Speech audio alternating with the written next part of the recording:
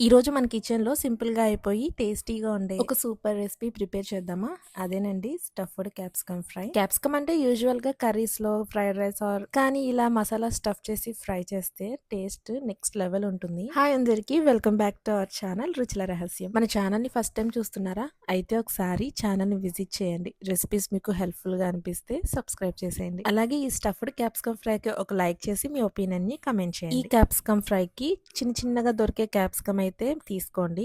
పెద్దవైతే look అంత బాగోదు. Taste కూడా అంత సూపర్‌గా అనిపించదు. చిన్నవైతే క్యూట్‌గా ఉంటాయి. మసాలాస్ కూడా బాగా పట్టి తినడానికి కూడా బాగుంటుంది. క్యాప్సికమ్‌ని నార్మల్ వాటర్‌తో ఒకసారి క్లీన్ చేసుకున్నాక పైనున్న తొన తీసేసి మధ్యలోని ఈ గింజలు ఉంటాయి కదా, చిన్నగా హోల్ చేసుకొని ఇట్లా ట్యాప్ చేస్తే కిందకి లోపల ఉన్న గింజలన్నీ బయటకు వచ్చేస్తాయి.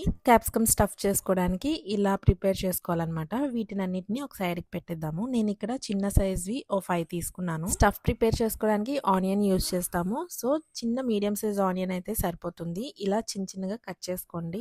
ఫ్రై చేసుకోవడానికి ఎక్కువ ఐటమ్స్ అవసరం లేదు. మోస్ట్లీ ఇంట్లో అవైలబుల్గా ఉండేవే యూజ్ చేస్తాము.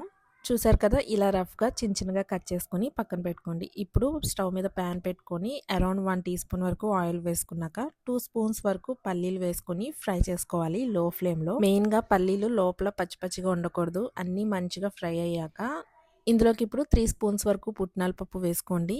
పుట్నాల పప్పు లేకపోతే శనగపిండి కూడా వేసుకోవచ్చు. అలాగే చిన్నగా కట్ చేసి పెట్టుకున్న ఉల్లిపాయ ముక్కలు, 1 స్పూన్ ధనియాలు, ఉప్పు, కారం యాడ్ చేసుకొని అంతా కలిసేలా మిక్స్ చేసుకుంటూ మసాలాలన్నీ ఆయిల్లో ఫ్రై చేసుకుంటూ ఉండాలి. ఎక్కువసేపు ఫ్రై చేయకండి, మాడిపోయినట్టు అనిపిస్తాయి.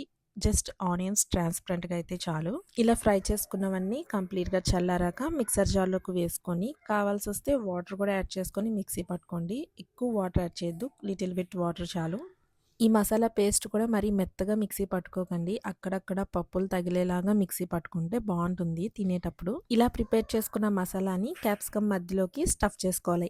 ఇలా మొత్తం ఫిల్ చేసుకొని స్టఫ్ చేసుకుంటే బాగుంటుంది. లేదు మీకు సరిపోలేదు అనిపిస్తే సగానికన్నా స్టఫ్ చేసుకోండి. ఇలా స్టఫ్ చేసుకున్న క్యాప్సికమ్ అన్నిటిని ఆయిల్లో వేసుకొని ఫ్రై చేసుకోవాలి. డీప్ ఫ్రై కాకుండా, షాలో ఫ్రై కాకుండా కొద్దిగా ఆయిల్ వేసుకొని ఫ్రై చేస్తే చాలన్నమాట. అరౌండ్ 2 స్పూన్స్ వరకు ఆయిల్ వేసుకున్నాను ఇక్కడ.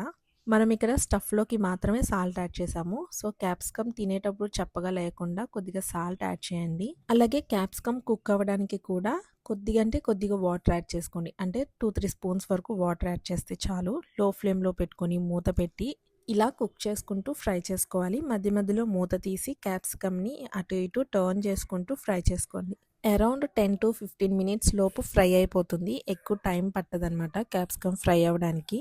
ఇలా క్యాప్సికమ్ కలర్ చేంజ్ అయ్యి పైన కాస్త లైట్ బ్రౌన్ వచ్చేంత వరకు ఫ్రై చేసుకుంటే టేస్ట్ బాగుంటుంది. క్యాప్సికమ్ అన్ని సైడ్స్ ఈవెన్గా ఫ్రై చేసుకోవాలి. ఇలా ఫ్రై చేసుకున్న దానిలోనే క్యాప్సికమ్ టేస్ట్ డిపెండ్ అయి ఉంటుందన్నమాట. సో చూసి ఫ్రై చేసుకోండి. అంతే, ఇంకా బయట సాఫ్ట్గా, లోపల మసాలా స్పైసీగా వేడి అన్నంతో కలుపుకొని తింటే అద్దిరిపోతుంది. అలాగే చపాతీస్లో కూడా బాగుంటుంది. ట్రై చేసి చూడండి. ఇంకా ఇలాంటి రెసిపీస్ మీతో షేర్ చేస్తూ ఉంటాను. మన ఛానల్ని సబ్స్క్రైబ్ చేసి పెట్టేసుకోండి. Thanks for watching. See you next video. Bye.